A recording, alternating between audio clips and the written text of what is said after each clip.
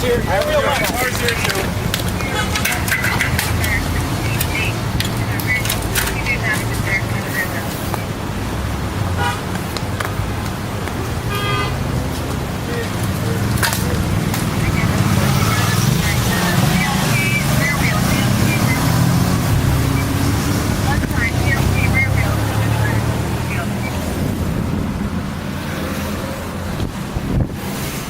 So you think that was pretty smooth going?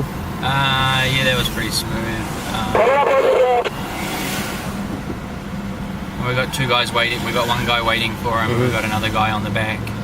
So we got going before about 6 cars went past. So they're back in the convoy pretty smooth.